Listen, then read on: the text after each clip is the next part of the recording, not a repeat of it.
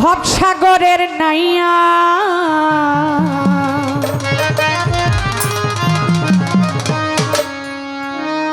মিছা গরব কররে মন পরার ধন লইয়া।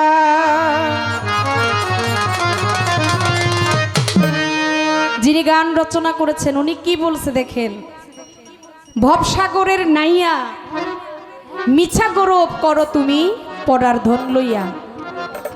এই দুনিয়াতে আপনি আমি দুনিয়াতে এসে সব কিছুই দাবি করি আমার, বাড়ি আমার, গাড়ি আমার, নারী আমার, সম্পদ আমার, সব কিছু আমার, কিন্তু একবার আপন মনে চিন্তা করে দেখলাম না আমি জগতে কার। তাই ওখানেই বলছে ভবসাগরের নাইয়া মিছা গরব করো তুমি অন্যের ধন লইয়া। আমার বলতে কিছুই নাই, আমি হইলাম তার। এই মিছে মায়ায় আসছি 2 দিনের জন্য, একদিন চলে যেতে হবে, এটাই চির বাস্তব।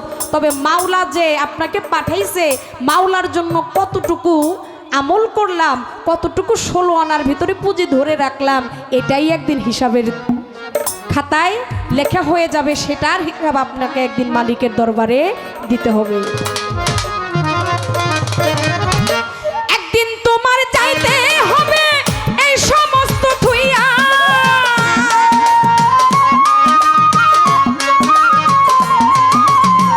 একদিন তোমার চাইতে হবে এই সমস্ত থুইয়া রে পরার ধন লইয়া। ভবসাগরের নাইয়া মিছা গরব করার মন পরারি ধন লইয়া। ভবসাগরের নাইয়া মিছা গরব কর মানুষ পরারি ধন লইয়া।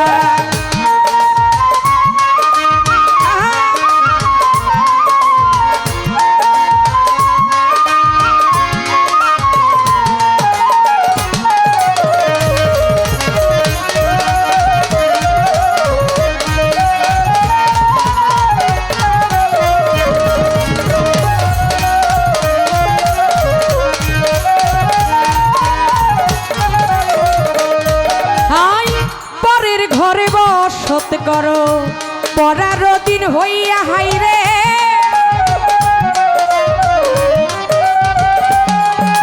আই পরের ঘরে বসত করো পরার দিন হইয়া। এখন আপনি মরিয়া যাইব এই ভব ছাড়িয়া,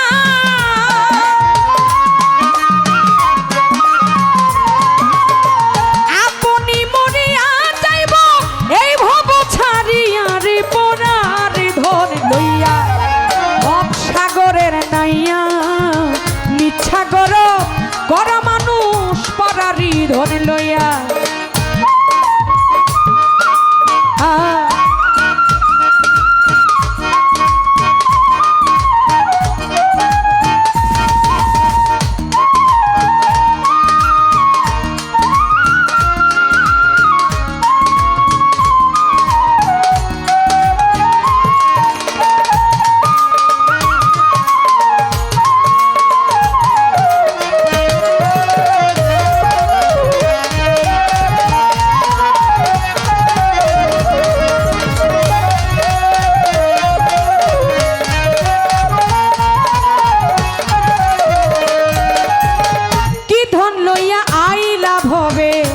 যাইবা কি ধন লইয়া মানুষ,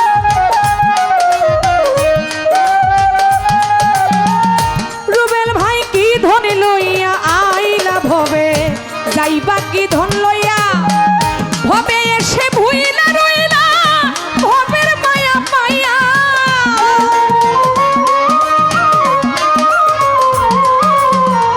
ভবে এসে ভুইলা রইলা ভবের মায়া পাইয়া রে পরার ধন লইয়া।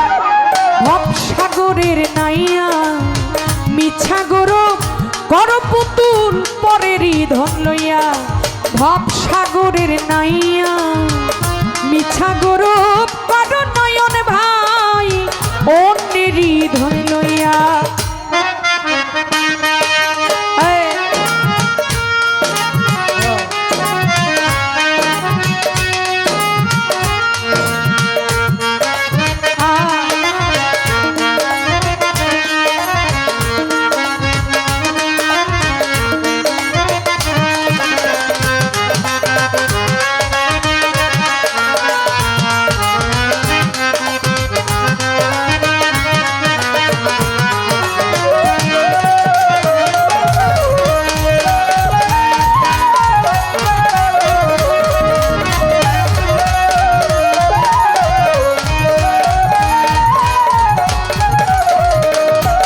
দেখো বাউল আব্দুল করিম বলে মনেতে ভাবিয়া হাইরে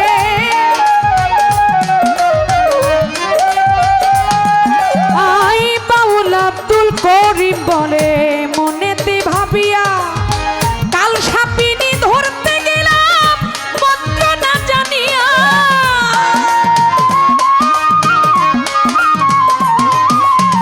কাল সাপিনী ধরতে গেলাম মন্ত্র না জানিয়া রে পরার ধর লইয়া ভবসাগরের নাইয়া মিথ্যা গরু কররে মন পরারি ধর লইয়া ভবসাগরের নাইয়া মিথ্যা গরু কররে মন পরারি ধর লইয়া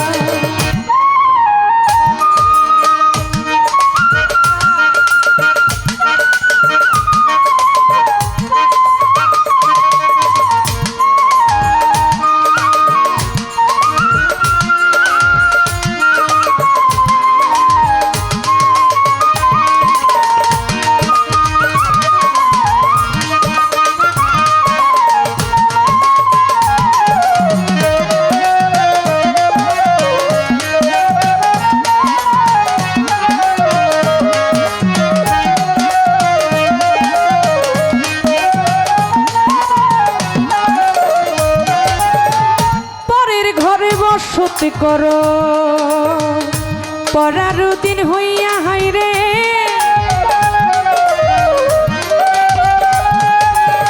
পরের ঘরে বসতি করো পরার দিন হইয়া আপনি মরিয়া যাইব এই ভব ছাড়িয়া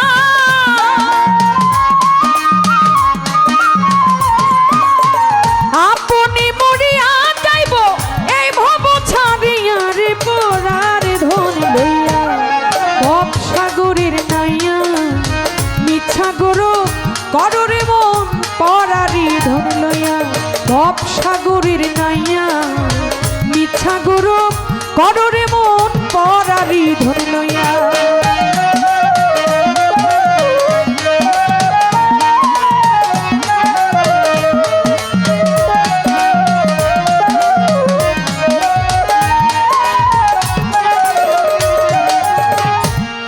বাউল তিনি একজন সাধক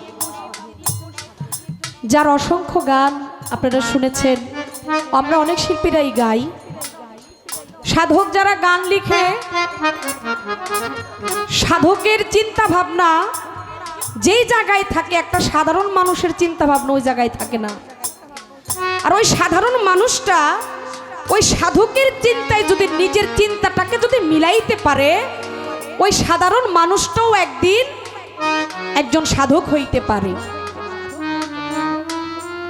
কারণ বাউল গান শুধু দেখাই না শোনাই না বাউল গানে এমনও কিছু গানের ভিতরে পাওয়া যায় যদি কোনো মানুষ এই একটা গান দিয়ে যদি চিন্তা ভাবনা করে তার এই চিন্তা ভাবনায় নিজের জীবনটাও বদলে যেতে পারে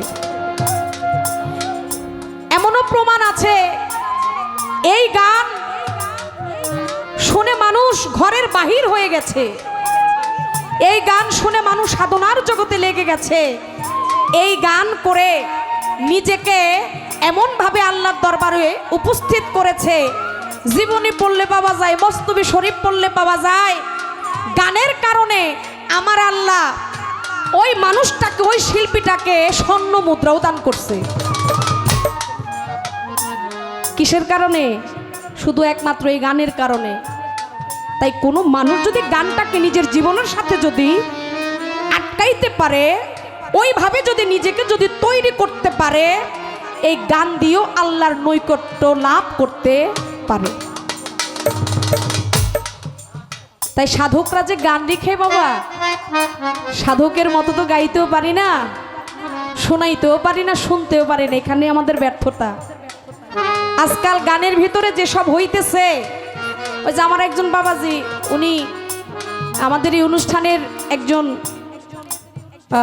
গার্জিয়ান ওনার নামটা আমি যদিও জানি না নয়ন ভাই জিজ্ঞেস করেছিলেন মনে আসতেছে না উনি বলছে যে একটা সময়ে গান করে তারপর মানুষ ঘরে ঢুকতো কথাটা বলছে না এটা কিন্তু আজকের কথা না অনেক অতীতের কথা অনেক অতীতের কথা।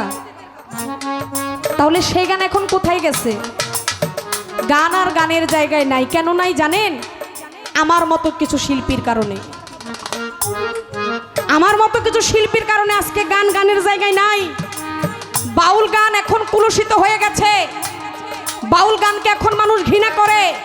বাউল গানের নাম শুনলে মানুষ এখন সেই অনুষ্ঠানে এখন যাইতে চায় না, বলে ধুর বাদ দাও।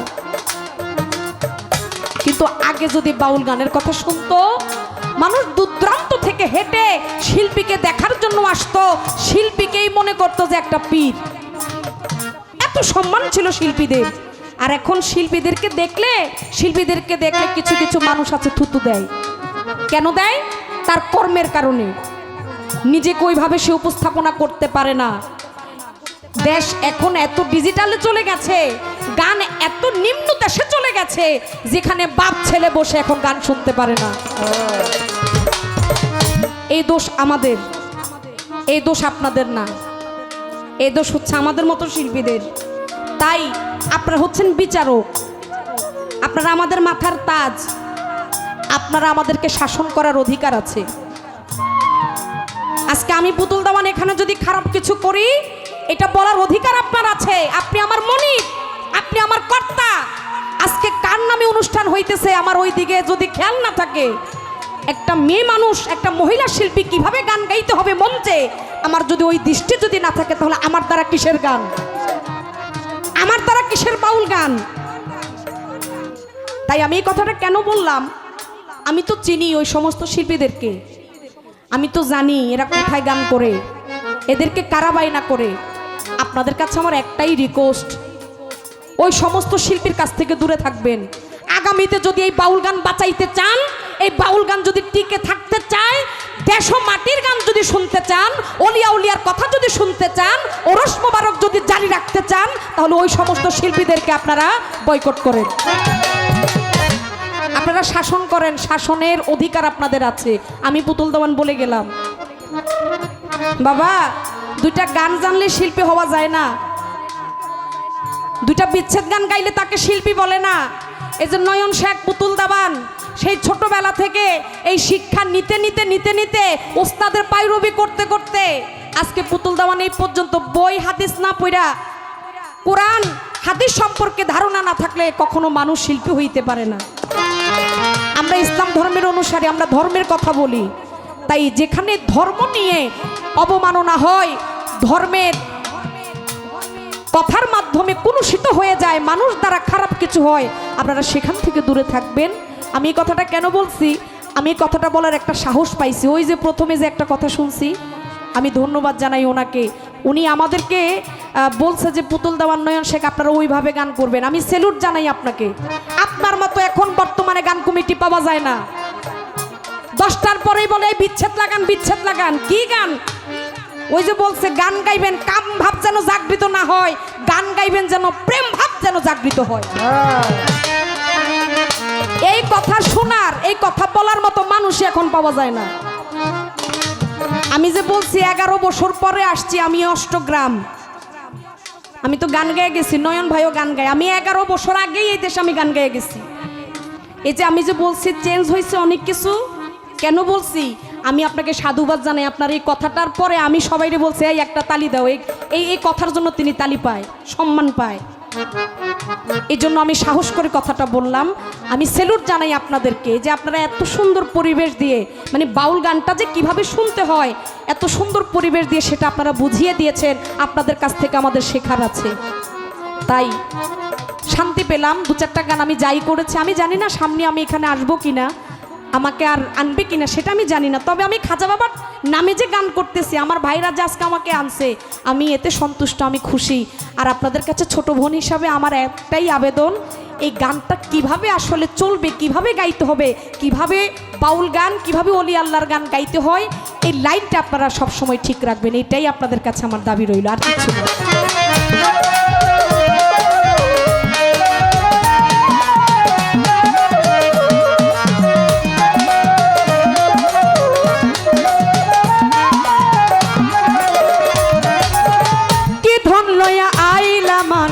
যাইবা কি ধনে লইয়া হাইরে,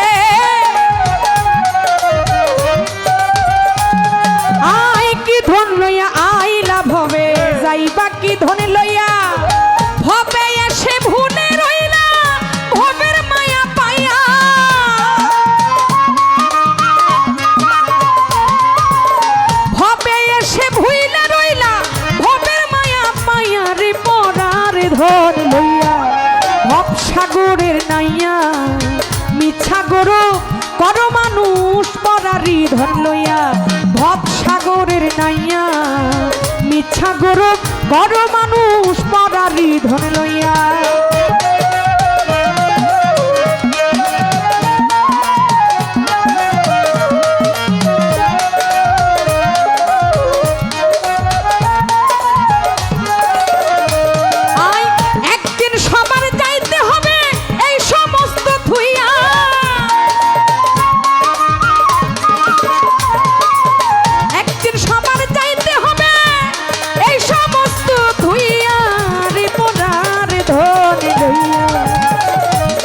সাগরে নাইয়া মিছা গৌরব কররে মন পরারি ধন লইয়া ভব সাগরের নাইয়া মিছা গৌরব কররে মন পরারি ধন লইয়া ভব সাগরের নাইয়া মিছা গৌরব কর মানুষ অন্যেরই ধন লইয়া